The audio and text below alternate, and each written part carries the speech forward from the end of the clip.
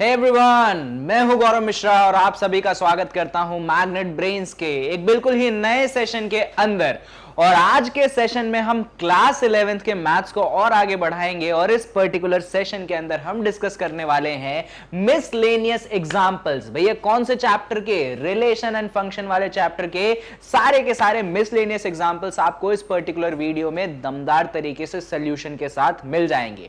बाकी अगर आपने अभी तक रिलेशन एंड फंक्शन चैप्टर के वीडियोस नहीं देखे हैं तो पक्के से जाके इसी वीडियो के डिस्क्रिप्शन बॉक्स में आपको प्लेलिस्ट की लिंक मिलेगी, जिसको क्लिक करोगे तो क्लास 11th की मैथ्स की प्लेलिस्ट खुल जाएगी नए सेशन की, और उसमें जाके आप इन वीडियोस को, जो पुरानी वीडियोस बना चुका हूं मैं इस चैप्टर पे, उनको जरूर देख लीजिएगा। बहुत फायदेमंद वीडियो है, आपके कॉन्सेप्ट की क्लैरिटी बहुत अच्छे तरीके से हो जाएगी। बाकी इस वीडियो को भी देखोगे, समझ आएगा, कहीं ऐसी दिक्कतें नहीं होंगी, पर फिर भी अच्छे से समझने के लिए पुरानी वीडियो जरूर देखना, ठीक है? छोड़ना मत उनको। और साथ में ये बात तो आप जानते ही हो कि मैग्नेट ब्रेन्स वो प्लेटफॉर्म है जहां पे एजुकेशन कंप्लीटली फ्री है, यानी कि यहां पे ना 2 चैप्टर्स पढ़ने के बाद आपसे बाकी चैप्टर्स पढ़ने के लिए पैसे नहीं लेते हैं हम, सारी चीजें फ्री है। कहां पे अवेलेबल है? एक तो YouTube पे और दूसरे कहां पे? इसके वेबसाइट पे, जो कि है www.magnetbrains.com। तो चलिए सेशन को स्टार्ट करते हैं और देखते हैं कि कौन कौन से क्वेश्चंस हम इस पर्टिकुलर वीडियो में देखेंगे। भैया देखेंगे तो मिसलेनियस एग्जांपल्स, और ये रहा आपके पास example number 18 from your book. कौन सी बुक? NCERT। देखिए क्वेश्चन कहता है let R be the set of real numbers. अच्छी बात है। Define the relation FR to R fx is equal to x plus 10। Sorry, relation बोल दिया मैंने, डिफाइन द रियल फंक्शन।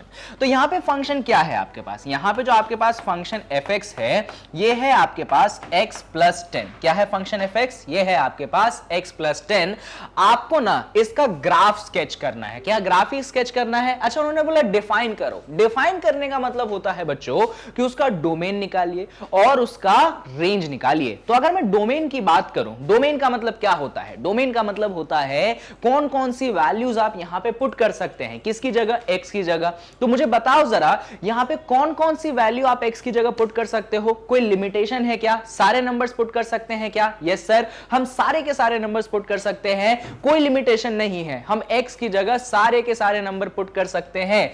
यानी कि यहां पे जो आपका x होगा, जो कि डोमेन होगा, वो एक्चुअली कौन होगा? वो आपके पास रियल नंबर होगा। तो हम क्या लिखेंगे?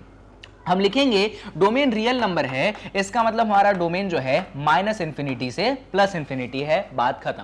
अच्छा, हमसे पूछा जाए कि अरे ठीक है यार, डोमेन तो कोई भी बताता है, तुम तो बताओ रेंज क्या होगा इस फंक्शन का। तो ध्यान से देखना, रेंज में ना ज्यादा परेशान होने की जरूरत है नहीं। हम लिखेंगे कि ये जो फंक्शन है fx, इसकी जगह y रख दो। तो ये हो गया y is equals to x plus 10। क्या हो गया?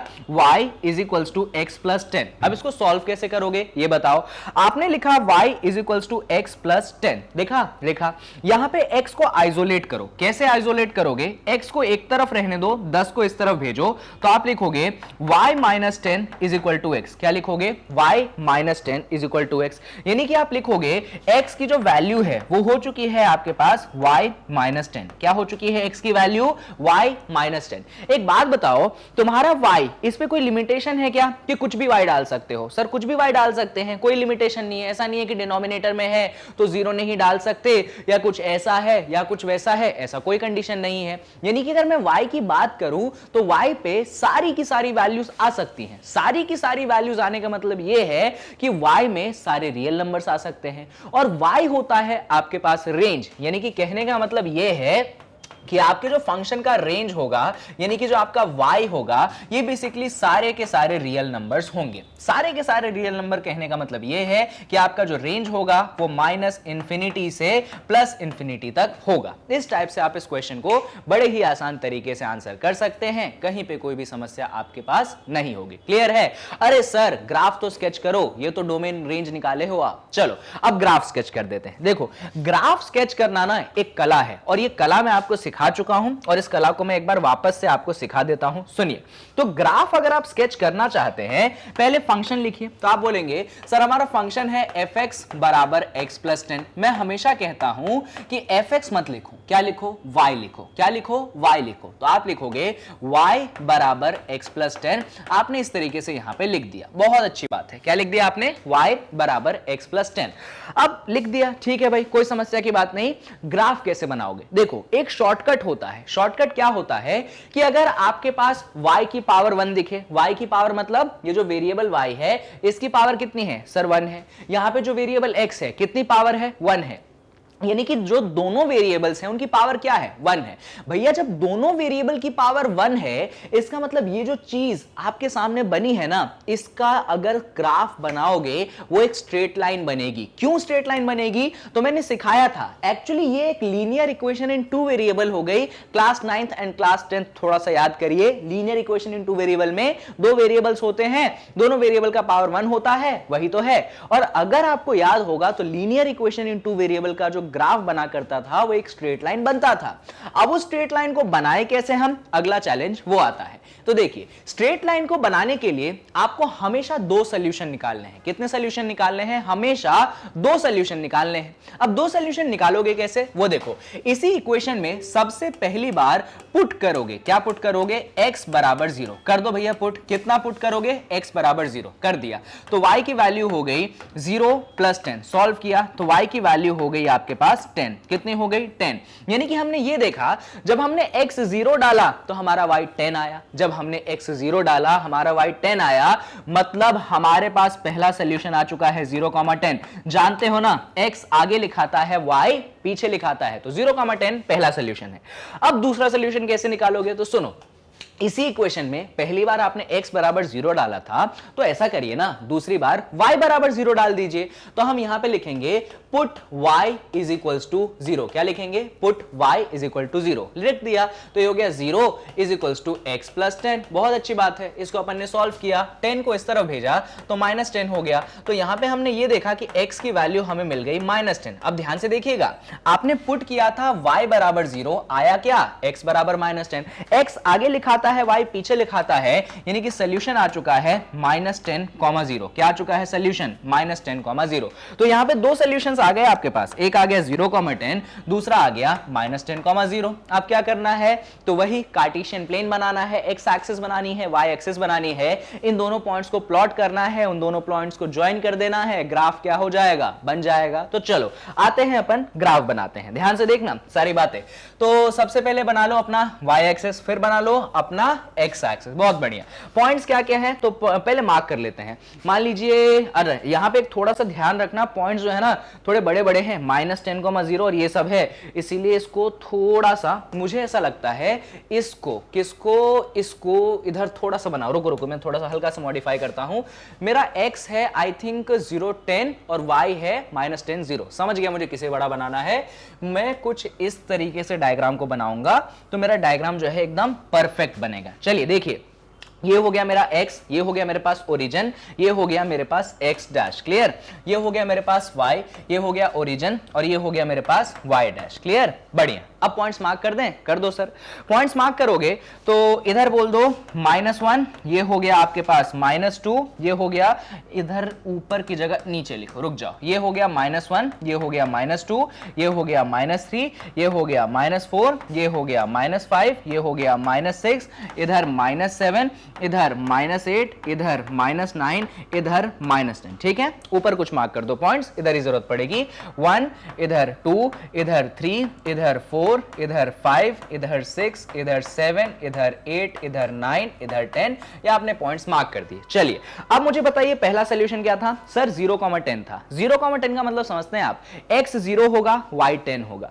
x 0 का मतलब होता है ये y एक्सिस और y 10 है, यानी कि इस पर्टिकुलर पॉइंट की अपन बात कर रहे हैं। हमेशा याद रखना, अगर x कोऑर्डिनेट 0 है, y 10 है, यानी कि इस पॉइंट की बात चल रही है। ये कौन सा पॉइंट हो गया, ये पॉइंट हो गया आपके पास 0,10। बहुत बढ़िया। बढ़िया, चलो। अच्छा, दूसरा पॉइंट क्या है, -10,0, x -10 है, y 0 है। भाई जब तुम्हारा y 0 होता है तो समझ जाना कि तुम बात कर रहे हो तुम्हारे x एक्सिस की, जिस पे -10 लेना x, और y तो 0 ही आता है तुम्हारे x एक्सिस पे, यानी कि यहां पे अभी बात चल रही है आपके इस वाले पर्टिकुलर पॉइंट की। क्या लिखोगे इसका कोऑर्डिनेट, -10,0। अब ग्राफ बनाना है, देखो स्ट्रेट लाइन है, स्ट्रेट लाइन बनाने के लिए दुनिया में, जीवन में सिर्फ 2 पॉइंट की जरूरत पड़ती है। दोनों पॉइंट्स मार्क कर दिए, इन दोनों पॉइंट्स को ज्वाइन कर दो। क्या कर दो, ज्वाइन कर दो। लो भाई, इन दोनों पॉइंट्स को मैंने ज्वाइन कर दिया, इसको ऊपर भेज दो, इसको नीचे भेज दो। लो, आपके सामने ग्राफ जो है आपके सामने बन चुका है, देखिए ना, बन गया straight line.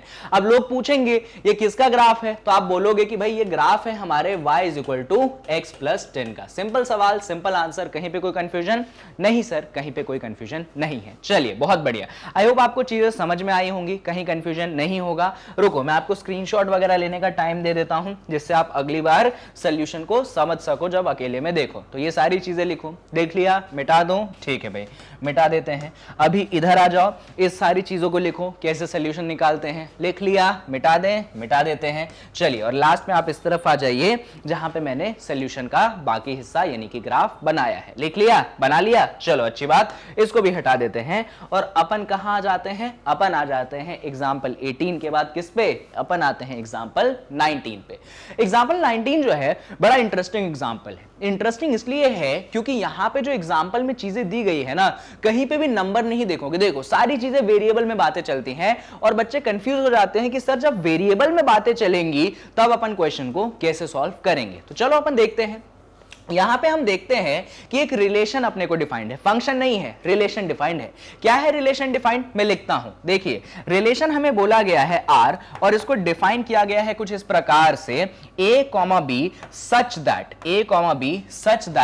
a, b belong करते हैं Q को। Q समझते हो ना, Q कौन होता है, Q होते हैं रैशनल नंबर, ये मैंने सेट चैप्टर में पढ़ाया था। और फिर वो बोलता है कि a - b जो है ये बिलोंग करता है इंटीजर को। तो यहां पे क्या बातें चल रही है, यहां पे ये बातें चल रही है कि आपका जो रिलेशन है वो a, b है, such that a, b belong करता है आपके रैशनल नंबर को, और a - b बिलोंग करना चाहिए इंटीजर। यानी कि कहने का मतलब ये है कि a, b आपके रिलेशन को तभी बिलोंग करेगा जब उनके डिफरेंस जो है इंटीजर आएगा। क्या है कहने का मतलब, a, b तभी आपके रिलेशन को बिलोंग करेगा जब उनका डिफरेंस जो है वो इंटीजर आएगा, ऐसा उसने बोला है। तो बस अपन यहां पे क्वेश्चन पे आते हैं और देखते हैं कि क्या बोला गया है। कि बोला गया है कि शो करिए a, जो है आपके रिलेशन को बिलोंग करता है। क्या शो करो कि a, जो है आपके रिलेशन को बिलोंग करता है। देखना बहुत आसान है। अगर हमें चेक करना है a, के लिए तो हमें क्या देखना पड़ेगा, ठीक है भैया, a, हमें ये शो करना है ना कि रिलेशन में बिलोंग करता है कि नहीं करता है। हम बोलेंगे यार ये चीज ना रिलेशन में तभी बिलोंग करेगी जब इनका डिफरेंस क्या है, इंटीजर आए। देखो a, b रिलेशन में कब बिलोंग कर रहा है, जब उनका डिफरेंस क्या है, इंटीजर आए। जब उन नंबर्स का डिफरेंस इंटीजर आएगा तभी वो ऑर्डर्ड पेयर रिलेशन में बिलोंग करेगा। तो ये ऑर्डर्ड पेयर रिलेशन में तभी बिलोंग करेगा जब इसका डिफरेंस इंटीजर आएगा। तो इन दोनों का डिफरेंस निकालो। क्या निकालो, डिफरेंस निकालो। कैसे निकालोगे डिफरेंस, तो डिफरेंस निकालने के लिए आप बोलेंगे सर a में से a को घटा दीजिए। a में से a को घटाओगे आपको 0 मिलेगा। क्या 0 एक इंटीजर है, यस 0 एक इंटीजर है, तो 0 एक इंटीजर है। तो हमने देखा कि a माइनस a का जो डिफरेंस है वो हमें 0 मिला, 0 इंटीजर है। तो क्या वो इस डेफिनेशन को सैटिस्फाई करता है, हाँ वो इस डेफिनेशन को सैटिस्फाई करता है कि जब आपने नंबरों को घटाया इंटीजर मिला, और जब आप नंबरों को घटाते हैं आपको इंटीजर मिलता है, तो आप कह सकते हैं कि ये जो चीज है आपके रिलेशन को बिलोंग करेगा। तो आप बोलेंगे कि आपका जो a, है ये क्या करेगा, आपके रिलेशन को बिलोंग करेगा, क्योंकि उनका डिफरेंस क्या आया, इंटीजर आया। That's why it will belong to the relation. Concept समझ में आया क्या, बढ़िया। अच्छा, अभी आ जाते हैं सेकंड पार्ट पे। सेकंड पार्ट में कहता है कि भैया ये गिवन है कि a, b आपके रिलेशन को बिलोंग करता है, ये गिवन है। आपको प्रूव करना है कि b, a भी रिलेशन R में बिलोंग करता है। मैं समझाता हूं। उन्होंने दिया है कि a, b जो है ये आपके रिलेशन R में बिलोंग करता है, ये गिवन है। क्या है ये, गिवन है। लिख दो a, b रिलेशन R में बिलोंग करता है। आपको क्या करना है, आपको शो करना करना है, क्या शो करना है कि भैया हमारा b कॉमा ए भी रिलेशन आर में बिलोंग करता है। अब ध्यान से देखना, बहुत इंटरेस्टिंग है। एक बात बताओ, a कॉमा बी अगर रिलेशन आर में बिलोंग करता है तो क्या वो इस डेफिनेशन को सेटिस्फाई करेगा कि उनके बीच का डिफरेंस क्या होना चाहिए, एक इंटीजर होना चाहिए? हाँ सर करेगा। रिलेशन आर में बिलोंग करना है, ये डेफिनेशन सेटिस्फाई तो करना पड़ेगा। तो हम बोलेंगे अच्छा ये बिलोंग करता है ना, इसका मतलब a माइनस बी क्या होगा, एक इंटीजर होगा। क्या होगा? a माइनस बी एक इंटीजर होगा। ठीक है, अच्छी बात है। अब एक बात बताना, a माइनस बी इंटीजर होगा, इन दोनों में से माइनस कॉमन निकाल लो या फिर दोनों तरफ माइनस से मल्टीप्लाई कर दो। क्या करो? दोनों तरफ माइनस से मल्टीप्लाई कर दो। मल्टीप्लाई बाय -1 ऐसा लिख दो, मल्टीप्लाई बाय -1। ठीक है, कर दो मल्टीप्लाई।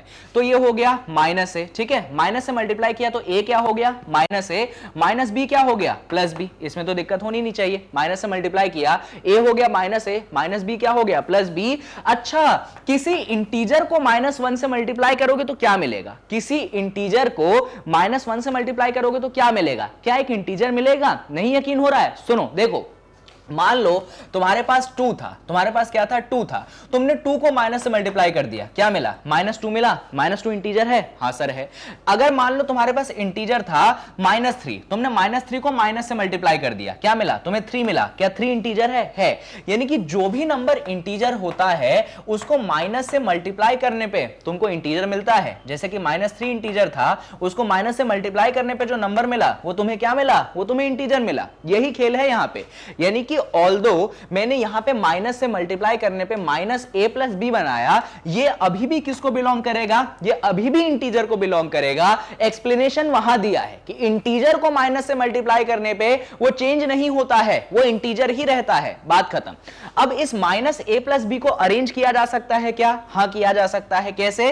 तो -a प्लस बी को लिख दीजिए आप b माइनस ए। भैया हमारा b माइनस ए किसको बिलोंग करेगा? हमारे इंटीजर को बिलोंग करेगा। अच्छा, b माइनस ए इंटीजर को बिलोंग कर रहा है, तो क्या ये रिलेशन के बारे में कुछ बातें कर रहा है क्या? बिल्कुल कर रहा है। इधर देखना, जब तुम्हारा a कॉमा बी रिलेशन को बिलोंग करता था तो a माइनस बी इंटीजर को बिलोंग करता था, है ना? अब यहां पे b माइनस ए इंटीजर को बिलोंग करता है, यानी कि आपका b कॉमा ए जो है वो रिलेशन को बिलोंग करता है। समझ गए? यहां पे टर्म्स जो है उल्टे हो गए। a b था तो a माइनस बी इंटीजर को बिलोंग कर रहा था, अभी b माइनस ए इंटीजर को बिलोंग कर रहा है तो b कॉमा ए आपके रिलेशन को बिलोंग कर रहा है। हो गया प्रूफ, जो प्रूफ करना था ना हो गया, इससे ज्यादा आपको करना नहीं है। चलिए अभी क्वेश्चन का थर्ड पार्ट बचा है। थर्ड पार्ट में उसने क्या बोला है, ध्यान से सुनना। थर्ड पार्ट में उसने बोला है कि अभी ना 2 एलिमेंट दे दिए मैंने आपको, a कॉमा बी भी रिलेशन को बिलोंग करता है, b कॉमा सी भी रिलेशन को बिलोंग करता है, तो आपको प्रूफ करना है कि a कॉमा सी जो है ये भी रिलेशन को बिलोंग करता है। मैं समझाता हूं। तो यहां पे उसने 3 हिस्सों में बात की है। उसने बोला है a कॉमा बी ये आपके रिलेशन को बिलोंग करता है, फिर उसने बोला है b कॉमा सी ये भी आपके रिलेशन को बिलोंग करता है। तो आप प्रूफ करिए। क्या प्रूफ करिए? आप प्रूफ करिए कि आपका जो a कॉमा सी है ये भी आपके रिलेशन को बिलोंग करता है। ध्यान से देखना, एकदम ध्यान से देखना भैया। a कॉमा बी अगर रिलेशन r को बिलोंग करता है तो डेफिनेशन के हिसाब से a माइनस बी क्या होगा? सर एक इंटीजर होगा। बिल्कुल सही बात है। अच्छा, b कॉमा सी इंटीजर को बिलोंग करता है, इसके हिसाब से b माइनस सी क्या होगा? एक इंटीजर होगा। यह भी सही बात है। तो यहां पे 2 इक्वेशन बने, एक इक्वेशन ये बना, दूसरा इक्वेशन ये बना। मेरा मन ऐसा कहता है कि पहले और दूसरे इक्वेशन को ऐड कर दो। क्या करो? पहले और दूसरे इक्वेशन को ऐड कर दो। चलो ऐड करते हैं। तो ये हो गया आपके पास a माइनस बी, और ऐड करते हो तो मालूम है ना LHS LHS से जुड़ता है, RHS RHS से जुड़ता है। तो a माइनस बी जुड़ेगा किससे? a माइनस बी जुड़ेगा b माइनस सी से। अच्छा, इधर इंटीजर जुड़ेगा इंटीजर से। ध्यान से देखना भैया, तुम्हारा इधर इंटीजर जुड़ेगा इंटीजर से, तो 2 इंटीजर हो जाएंगे? नहीं। ध्यान से सुनो, जब तुम एक इंटीजर को जोड़ते हो दूसरे इंटीजर से तो तुमको क्या मिलता है? तुमको एक नया इंटीजर मिलता है। कभी भी 2 इंटीजर को जोड़ने से हमेशा क्या मिलेगा? इंटीजर मिलेगा। ये चेक कर लीजिए, यूनिवर्सल ट्रूथ है, एक्सियोम है। क्या है? एक्सियोम है, यूनिवर्सल ट्रूथ है। जैसे कि आपने 3 को ऐड किया और -2 को ऐड किया, आपको क्या मिलेगा? आपको 1 मिलेगा, जो कि क्या है? इंटीजर है। यानी कि हमने यहां पे ये सीखा कि जब हमने इसका LHS वाला पार्ट ऐड कर दिया, that is a minus B और b माइनस सी, तो RHS वाले पार्ट यानी कि इंटीजर और इंटीजर ऐड होके क्या बनाएंगे? इंटीजर बनाएंगे। वहां पे मैंने आपको स्टेटमेंट का ट्रूथ भी बताया है। यानी कि हम लिखेंगे भाई इनका एडिशन भी क्या बिलोंग करेगा? इंटीजर को बिलोंग करेगा। अब इसको सॉल्व कर सकते हैं क्या? कर सकते हैं। कैसे? देखना, ब्रैकेट्स को ओपन अप कर दो, ये हो गया a माइनस बी, ये हो गया b माइनस सी। अब इधर आप ध्यान से देखेंगे तो ये वाला जो माइनस बी है इस प्लस बी को कैंसिल कर देगा, क्या बचा यहां पे a माइनस सी बिलोंग करेगा इंटीजर को, क्या बिलोंग करेगा a माइनस सी बिलोंग करेगा इंटीजर को। ध्यान से देखना, जब a b बिलोंग कर रहा था इंटीजर को तो a b बिलोंग कर रहा था रिलेशन को तो a माइनस b बिलोंग करता था इंटीजर को। अभी a माइनस सी बिलोंग करता है इंटीजर को, इसका मतलब ये है कि a सी बिलोंग करेगा किसको, रिलेशन को। हो गई बात खत्म, इतना ही करना था प्रूफ। ये सारे स्टेटमेंट्स आपको लिखने हैं, आपका क्वेश्चन प्रूफ हो जाएगा। ये 3 काम आपने कर लिए, क्वेश्चन आपका सॉल्व हो गया, बस यही 3 काम। चलिए मैं आपको स्क्रीनशॉट लेने के लिए टाइम दे देता हूं, कॉपी में लिखने के लिए टाइम दे देता हूं, जिससे कहीं कोई कंफ्यूजन ना बचे। भाई सबसे पहले इन पूरी चीजों को लिखो, है ना, 3 पार्ट्स में क्वेश्चन है। ये फर्स्ट पार्ट सॉल्व किया, मिटा देता हूं, अभी तक आपने लिख लिया होगा। ये सेकेंड पार्ट पे आ जाइए, ये सारी चीजें अपन ने डिस्कस की, लिख लिया है, चलो ठीक है। और फाइनली यहां पे अपन आ जाते हैं थर्ड पार्ट पे, उसको भी मैंने डिस्कस किया है, आप इसको भी यहां पे लिख लीजिए। लिख लिया, बहुत अच्छी बात है। चलो तो हमने तीनों पार्ट डिस्कस कर लिए। कौन सा एग्जांपल था, एग्जांपल 19 था। अभी एग्जांपल 19 के बाद अपन आएंगे किस पे, एग्जांपल नंबर 20 पे। तो एग्जांपल नंबर 20 क्या है पढ़ते हैं। इसमें दिया गया है, क्या कहता है एग्जाम्पल, कहता है कि आपको एक फंक्शन दिया गया है, रोस्टर फॉर्म में दिया गया है, और एक शब्द इस्तेमाल किया गया है कि फंक्शन है लीनियर। ये शब्द जो है काफी कुछ कहेगा इस क्वेश्चन के बारे में, ध्यान से सुनिएगा। अच्छा, ये फंक्शन डिफाइंड है इंटीजर से इंटीजर में, तो आपको फाइंड करना है फंक्शन को। तो पहले तो अपन डिफाइन करते हैं फंक्शन को कि फंक्शन जो है डिफाइंड है इंटीजर से इंटीजर में, और उसका रोस्टर फॉर्म हमको दिया गया है। क्या दिया गया है, हमें दिया गया है कि आपका जो फंक्शन है ये है, जब आप इसमें 1 इनपुट करते हो तो आउटपुट 1 मिलता है, जब आप इसमें 2 इनपुट करते हो तो आउटपुट 3 मिलता है, जब आप इसमें 0 इनपुट करते हो तो आउटपुट -1 मिलता है, जब आप इसमें -1 इनपुट करते हो तो आउटपुट -3 मिलता है। इस तरीके से उन्होंने दे दिया। अब वो बोल रहे हैं कि ये फंक्शन लीनियर फंक्शन है। कौन सा फंक्शन है, लीनियर फंक्शन है। एक बात बताओ, अगर कोई फंक्शन लीनियर फंक्शन है तो उसमें x की पावर क्या होगी, तो आप बोलेंगे सर उसमें x की पावर ना 1 होगी। क्या होगी, x की पावर 1 होगी। हमेशा याद रखो, ये चीज मैंने फंक्शंस के ग्राफ में पढ़ाई थी कि लीनियर फंक्शन का मतलब होता है फंक्शन में x जो वेरिएबल है उसकी पावर 1 होनी चाहिए। और हमेशा लीनियर फंक्शन का एक टाइप होता है कि अगर आप फंक्शन को fx लिखते हैं तो आप उसको लिख सकते हैं mx प्लस सी। क्या लिख सकते हैं आप उसको लिख सकते हैं mx प्लस सी। ये टाइप है, स्टैंडर्ड या जनरल टाइप है आपके पास किसका, लीनियर फंक्शन का। याद रखिएगा, हमेशा आपके लीनियर फंक्शन का जनरल टाइप यही रहता है। क्या लिखते हो आप, fx is equal to mx plus C. This is the linear function type और the type of linear function. ठीक है, चलो अब इधर बात आती है कि सर हमको तो इस फंक्शन को फाइंड करना है। बेसिकली हमको m को फाइंड करना है और हमको c को फाइंड करना है। अब हम m और c को फाइंड कैसे करें, तो देखिए यहां पे अलग अलग आपके पास चीजें हैं, तो इन अलग अलग चीजों में से एक को पहले इस्तेमाल करते हैं। जैसे कि अपन इस्तेमाल करते हैं 1,1 को। अब कैसे इस्तेमाल करोगे, सुनो, यहां पे आपका इनपुट देखो, आगे वाला जो होता है ना वो x होता है। आगे वाला क्या होता है, x होता है, और पीछे वाला क्या होता है, आपके पास फंक्शन का आउटपुट होता है। यानी कि जो इनपुट करते हो वो x होता है और जो आउटपुट निकलता है वो आप पीछे लिखते हो। बात समझ गए, तो बस यही काम आपको कुछ यहां पे करना है। क्या करोगे, इस फंक्शन में आप x की जगह रख दोगे 1। क्या रख दोगे आप, x की जगह 1 रख दिया, क्या बना, ये बना m times of 1 plus c। क्या बना, m times of 1 plus c बन गया। अच्छा, f ऑफ 1 का मतलब समझते हो, f ऑफ 1 का मतलब आउटपुट क्या मिलेगा। देखो f ऑफ 1 का आउटपुट भी क्या मिल रहा है, 1 मिल रहा है। उन्होंने इसी तरीके से लिखा है 1,1 का मतलब जब आपने x1 डाला तो आउटपुट भी क्या मिला, 1 मिला। तो f ऑफ 1 की वैल्यू हो जाएगी आपके पास 1, तो यहां पे आपने 1 लिख दिया और ये हो गया आपके पास m प्लस सी। यानी कि आपने देखा 1 बराबर m प्लस सी, यह आपने यहां पे देखा। अच्छी बात है। अब यहां पे एक दूसरे का इस्तेमाल कर लो। किसका इस्तेमाल कर लो, इस वाले का इस्तेमाल कर लो, 0,-1। बहुत फायदे में रहोगे, ध्यान से देखना। फंक्शन वापस से क्या है, फंक्शन अपने पास है वापस से mx प्लस सी। क्या है अपने पास, mx प्लस सी। ध्यान से देखो, इसमें जब आपने x की जगह 0 डाला, x की जगह क्या डाला, 0 डाला, आपको फंक्शन का आउटपुट कितना मिल रहा है, -1 मिल रहा है। तो यहां पे आप फंक्शन में x की जगह 0 डाल दीजिए, यहां पे आप x की जगह 0 डाल दीजिए और ये प्लस सी हो गया। जब आपने फंक्शन में x की जगह 0 डाला, आउटपुट कितना मिला, -1 मिला। यानी कि यहां पे क्या लिखोगे, -1। यहां पे क्या लिखोगे, ये तो m है और ये प्लस सी, ये तो m इंटू 0, तो खत्म हो गया। c की वैल्यू आपके पास कितनी आ गई, आपके पास -1 आ गई, यहां पे डायरेक्ट अपने को c की वैल्यू मिल गई।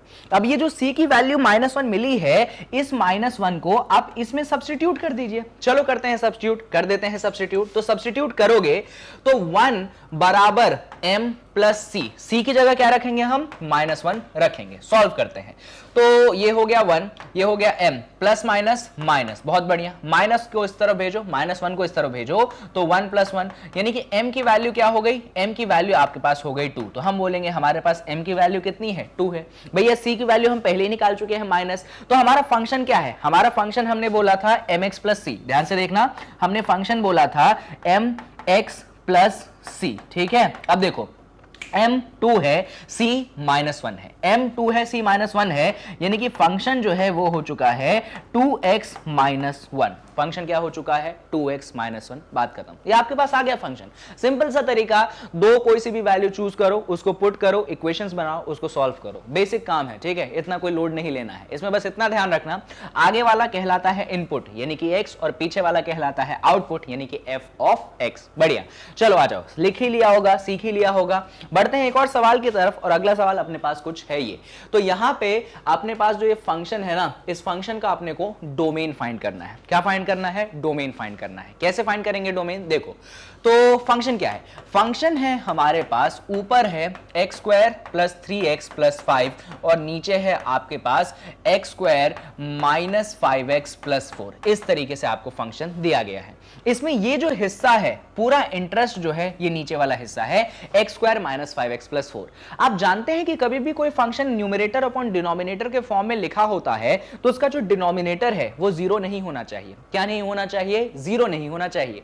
यानी कि हम बोलेंगे कि हमारा जो x² - 5x + 4 है ये कभी भी 0 नहीं होना चाहिए। अब इसको सॉल्व करेंगे कैसे, तो देखो मिडिल टर्म स्प्लिटिंग। कौन सा स्प्लिटिंग, मिडिल टर्म स्प्लिटिंग। तो ये तो x² हो गया, -5x क्या लिखोगे आप, लिखोगे -4x - x + 4 ≠ 0। Simple, middle term splitting. अब क्या करोगे, तो यहां पे आप x को कॉमन ले लोगे तो ये हो जाएगा x - 4, यहां पे -1 को कॉमन ले लोगे, ये हो जाएगा x - 4 ≠ 0। अब देखना ध्यान से, अब इसको सॉल्व करो थोड़ा सा और, इसको थोड़ा सा और सॉल्व करोगे तो यहां से x - 4, यहां से x - 4 कॉमन, तो हमने दोनों जगह से x - 4 कॉमन निकाल लिया। यहां पे क्या बचा, यहां पे बचा आपके पास x - 1, this is not equal to 0। अब यहां पे दो हिस्से आएंगे, क्या दो हिस्से आएंगे भैया, पहले आपका x - 4 नॉट इक्वल टू 0 और फिर x - 1 not equal to 0। Then आप लिखेंगे x is not equal to 4 और फिर आप लिखेंगे x is not equal to 1। बात खत्म। यहां पे हमने देखा कि हमारा x जो होगा न 1 होगा न 4 होगा। हमने क्या बोला कि हमारा x जो है न 1 होगा न 4 होगा। अच्छा, 1 और 4 के अलावा सब हो सकता है, यस सर, 1 और 4 के अलावा सब हो सकता है। यानी कि हम डोमेन के नाम पे क्या लिखेंगे मालूम है, हम लिखेंगे कि हमारा जो फंक्शन का डोमेन होगा वो सारे के सारे रियल नंबर होंगे, सारे के सारे होंगे, बस दो नहीं होंगे। कौन से दो नहीं होंगे, 1 और 4 नहीं होंगे। तो सारे के सारे रियल नंबर -1, 4। बात खत्म, या आपने फंक्शन का डोमेन निकाल दिया। ये तरीका होता है डोमेन निकालने का रैशनल फंक्शन के केस में। आप डिनोमिनेटर पे फोकस करते हो, आप उसको 0 के इक्वल नहीं रखते हो, आप सॉल्व करते हो, आप उन वैल्यूज को निकालते हो जो कि नहीं हो सकते, और फिर आप बोलते हो कि सारे के सारे रियल नंबर ले लो, बस उसमें से उन वैल्यूज को हटा दो जिस पे तुम्हारा डिनोमिनेटर 0 बनता है। क्वेश्चन खत्म हो गया, सॉल्यूशन आप लिख लीजिए, कहीं पे डाउट नहीं होना चाहिए। बहुत बढ़िया। तो चलिए इस क्वेश्चन को भी हमने खत्म कर लिया, और अब क्या आता है अपने पास, अब आता है अपने पास ये, यहां पे आपके पास एक फंक्शन है और आपको इस फंक्शन का बनाना है ग्राफ। क्या करना है आपको, फंक्शन का बनाना है ग्राफ। फंक्शन बहुत इंटरेस्टिंग है क्योंकि ये जो फंक्शन है, इस फंक्शन को अपन बुलाते हैं piecewise function. Piecewise function का मतलब ऐसा फंक्शन जो टुकड़ों में आपको मिलता है। तो ये जो फंक्शन है ना, आपको टुकड़ों में मिला है। x < 0 के लिए है, x = 0 के लिए है, x < 0 के लिए है। 3 टुकड़ों में आपको यहां पे फंक्शन दिया गया है और आपको इसी फंक्शन पे थोड़ी सी बातें करनी है। चलिए देखते हैं कैसे करेंगे। और यहां पे फंक्शन में आपको लोड नहीं लेना है, आपको फंक्शन का ग्राफ बनाना है। चलो देखें, अपन ना फंक्शन को 3 पार्ट्स में डिवाइड करेंगे। कितने पार्ट्स में डिवाइड करेंगे, 3 पार्ट्स में। एक बात यहां पे याद रखना कि फंक्शन को हमेशा ग्राफ बनाने के समय y से दिखाना बहुत फायदे में रहोगे। कौन से 3 पार्ट है सर, आप तो ये बताइए। पहला पार्ट जो फंक्शन का है वो ये तब है जब आपका x क्या है, < 0 है। क्या है, जब आपका x < 0 है। ठीक है, उसमें आपने बोला फंक्शन को हम y से दिखाते हैं तो y की वैल्यू होगी 1 माइनस एक्स, बात खत्म होगी ना। देखो ना, फंक्शन को किससे दिखाओगे, y से दिखाओगे। कौन सा केस लिया है, x लेस देन 0, y क्या होगा 1 माइनस एक्स होगा। दूसरा केस, जब आप दूसरे केस की बात करेंगे तब आपका फंक्शन क्या है, y से दिखेगा। अच्छा, दूसरे केस में x क्या है 0 के बराबर, फंक्शन की वैल्यू कितनी मिलती है 1 मिलती है, यानी कि आप y को क्या लिख दोगे 1 के बराबर लिख दोगे। लो भाई, दूसरा केस आ गया। और अभी आएगा अपने पास तीसरा केस जो कि है x ग्रेटर देन 0, क्या है, जो कि है x ग्रेटर देन 0। उसके लिए फंक्शन को आपने y से दिखाया और आपका फंक्शन मिला क्या, x प्लस 1 मिला। ये तीन केसेस आपके सामने आ चुके हैं। अब जब ये तीन केसेस आपके सामने आ चुके हैं तो एक ग्राफ पेपर पे आपको तीनों केसेस का ग्राफ बनाना है इकट्ठा एक ही ग्राफ पेपर पे। चलो बात करते हैं अपन एक एक करके, यहां पे आ जाइए। तो बातें करेंगे अपन, एक एक केस के लिए ग्राफ बनाना है। क्या करना है, हर एक केस के लिए ग्राफ बनाना है। तो सबसे पहले कौन से केस के लिए ग्राफ बनाते हैं देखते हैं। अपन तो पहले प्लेन बनाते हैं। ये अपन ने बना लिया अपना y एक्सिस, ये हमने बना लिया हमारा कौन सा एक्सिस, x एक्सिस। बहुत बढ़िया, x एक्सिस बन गया, y बन गया, मार्क कर दो। ये आपके पास x है, ये आपके पास ओरिजिन है, ये आपके पास x डैश है, ठीक है, ये आपके पास y है, ये ओरिजिन है, ये आपके पास y डैश है, ठीक है। x पे कुछ वैल्यूज मार्क कर दो, जैसे कि 1 लिख दो, 2 लिख दो, 3 लिख दो, 4 लिख दो। इधर भी लिख दो, इधर लिख दो -1, इधर लिख दो -2, इधर लिख दो -3, इधर लिख दो -4। ऊपर चले जाओ, ऊपर लिख दो 1, यहां 2, यहां 3 और यहां 4। आपने यहां पे चीजों को इनपुट कर दिया, बहुत अच्छी बात है सर।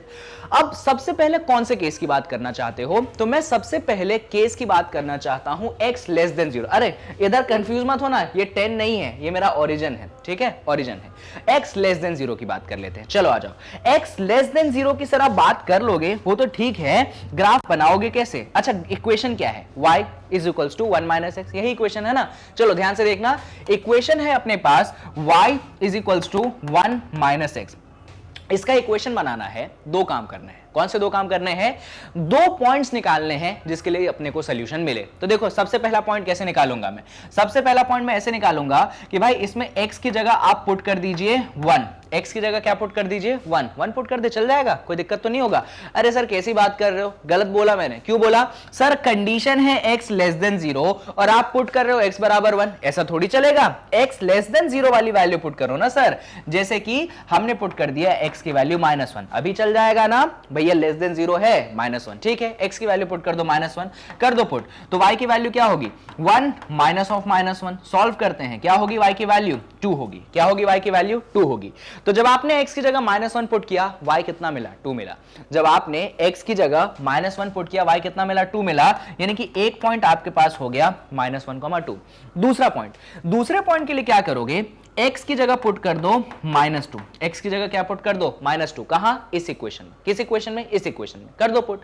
तो आपने इस इक्वेशन में x की जगह पुट कर दिया -2, सॉल्व करो, जल्दी सॉल्व करो, तो y की वैल्यू क्या होगी 1 माइनस ऑफ -2। अब इसको सॉल्व कर लोगे ना, डायरेक्ट आंसर लिख दो, माइनस माइनस प्लस, तो y की वैल्यू कितनी हो जाएगी 3 हो जाएगी। यानी कि जब हमने -2 पुट किया तो हमको कितना मिला, हमको 3 मिला, हमको 2 पॉइंट मिल गए, एक पॉइंट मिला -1,2, दूसरा पॉइंट मिला -2,3। क्या करेंगे, ग्राफ पे बनाएंगे, पॉइंट्स देख लीजिए, -1 2 -2 3। आ जाइए, -1 2 बोले तो ये वाला जो पॉइंट है ना, ये वाला पॉइंट होगा -1 2 3 कहने का, तो ये वाला जो पॉइंट होगा, ये वाला पॉइंट होगा -2 3। अब इस चीज को आप प्रॉपर ग्राफ पेपर पे बनाओगे ना, फिर मस्त दिखेगा। अभी तो मैं एकदम उस पे बना रहा हूं तो भी दिखेगा अच्छा। देखो अपन क्या करेंगे, इन दोनों पॉइंट्स को ज्वाइन करेंगे और इसको बढ़ाओगे ना तो आप देखोगे इस पॉइंट से मिलते जाएगा, और इसको ना एक्सटेंड करना है, ऐसे रोकना नहीं है, क्योंकि भाई लिमिटेशन तो है नहीं, इसलिए अपन ने एक्सटेंड कर दिया, बहुत अच्छी बात है। तो ये पहला केस अपन ने सॉल्व किया। अब दूसरा केस कैसे सॉल्व करेंगे वो भी सुन लो। दूसरे केस में वो बोलता है कि जब तुमने x 0 रखा तो तुम्हें y 1 मिला, जब तुमने x 0 रखा तो तुम्हें y 1 मिला, यानी कि पॉइंट हो चुका है 0,1, बात खत्म। 0,1 होता कहां है सर, 0,1 यहां पे होता है। लो भाई ये पॉइंट आ गया। अभी अब तीसरे केस में बात आती है x ग्रेटर देन 0, तब y है x प्लस 1। अरे ये तो बहुत आसान है sir, x greater than 0, x की जगह 1 रख दो। देखो भैया 1 + 1 y कितना मिलेगा, y 2 मिलेगा, यानी पॉइंट क्या हो गया 1,2 हो गया। कहने की बात है क्या। दूसरी बार x की जगह 2 रख दो तो 2 + 1 3 मिलेगा, y कितना मिलेगा 3 मिलेगा, यानी पॉइंट क्या हो गया 2,3 हो गया। तो एक पॉइंट है 1 2, दूसरा पॉइंट है 2 3, प्लॉट कर दो 1 2 और 2 3, 1 2 और 2 3 है ना, 1 2 तो 1 2 के मुताबिक ये वाला पॉइंट होगा और 2 3 के मुताबिक आई थिंक ये वाला पॉइंट होगा। लो भाई प्लॉट कर दिया तो उनको ज्वाइन कर दो, ऐसे ज्वाइन हो जाएंगे, बन गया ग्राफ। इतना ही करना था, तीनों केसेस को अलग अलग लिखना, तीनों केसेस के सॉल्यूशंस निकालना, उनको प्लॉट करना, उनको ज्वाइन करना, ग्राफ आपके सामने है, खत्म बात। स्क्रीनशॉट लेना है क्या, ले लो, इसका भी ले लो स्क्रीनशॉट और यहां पे इसका भी स्क्रीनशॉट ले लो। समझ आया ग्राफ कैसे बनाते हैं, बहुत अच्छी बात है। चलिए तो ये जो आपका मिसलेनियस एग्जांपल वाले क्वेश्चन थे ना, सिर्फ इतने ही थे और यहां पे आपका मिसलेनियस एग्जांपल्स जो है होते हैं खत्म। चैप्टर खत्म नहीं होता है क्योंकि अब इस चैप्टर में एक और चीज बची है और उसको अपन बुलाते हैं मिसलेनियस एक्सरसाइज। तो इस पर्टिकुलर वीडियो के बाद अपन डिस्कशन करेंगे मिसलेनियस एक्सरसाइज का, ठीक है। चलो उसको तो डिस्कस करेंगे ही करेंगे अगली वीडियो में। यहां पे इस वीडियो में कुछ बातें जान लीजिए जो आपके पढ़ाई के लिए बहुत जरूरी है। तो यहां पे इंट्रोड्यूस करवाता हूं आपको मैग्नेट ब्रेन्स के वेबसाइट से। एजुकेशन कंप्लीटली फ्री है, यहां पे पैसा देना नहीं पड़ेगा। तो फिर क्यों विजिट करें, तो विजिट इसलिए करें क्योंकि यहां पे जो कंटेंट है ना बहुत ऑर्डर में अरेंज है जिससे कोई वीडियो आपसे मिस ना हो। YouTube पे क्या होता है, बहुत सारे पार्ट्स बनते हैं एक पर्टिकुलर चैप्टर के, तो उनमें से अगर एक भी वीडियो मिस हो जाती है तो कॉन्सेप्ट मिस हो जाता है। यहां पे जब पढ़ोगे नहीं मिस होगा। क्या करना, गूगल क्रोम खोलना, टाइप करना www.magnetbrains.com, वेबसाइट खुलेगी। इसमें CBSE इंग्लिश वाले सेक्शन के अंदर क्लास 11th वाले को सेलेक्ट करना, तो क्लास 11th के सारे कोर्सेस आपको मिल जाएंगे। मान लीजिए आपको यहां पे मैथ्स पढ़ना है तो वॉच नाउ पे क्लिक करना, तो मैथ्स में जितनी सारी चीजें हैं वो आपको सारी मिल जाएंगी। जो भी चैप्टर का वीडियो देखना है उस चैप्टर पे क्लिक करना, उसकी सारी वीडियोस मिल जाएंगी। वीडियो पे दबाना, वीडियो प्ले हो जाएगा and that too you already know free of cost. कोई पैसा भैया देना नहीं है यहां पे, किंडरगार्टन से लेकर क्लास 12 तक। 3 काम जरूर करने हैं, वीडियो को लाइक करना है, चैनल को सब्सक्राइब करना है, जितना ज्यादा हो सके उतना ज्यादा वीडियो को आपको शेयर करना ही करना है, रुकना नहीं है। फ्री एजुकेशन है, जितनी दूर बात पहुंचेगी उतना ही ज्यादा अच्छा होगा। बाकी आपके पास कमेंट बॉक्स है ही, तो उस कमेंट बॉक्स में कमेंट करिए, अच्छे कमेंट करिए। कुछ सजेशंस हैं तो बिल्कुल आप पुट फॉरवर्ड कीजिए और कोई डाउट है जो कि इस वीडियो से रिलेवेंट है आप उसको भी पुट फॉरवर्ड कर सकते हैं। तो बस इतना ही था इस वीडियो में। ये मत सोचना कि चैप्टर खत्म हो गया है, क्योंकि चैप्टर में एक चीज और बच गई है जो कि है आपके पास मिसलेनियस एक्सरसाइज। तो जो अगला वीडियो है वो मिसलेनियस एक्सरसाइज पे बेस्ड होगा, जिसमें अपन पूरा डिटेल में मिसलेनियस एक्सरसाइज के हर एक क्वेश्चन को डिस्कस करेंगे। So that's all for this video. I hope आपको चीजें समझ में आई होंगी। बाकी कंटेंट के लिए stay tuned at Magnet brains.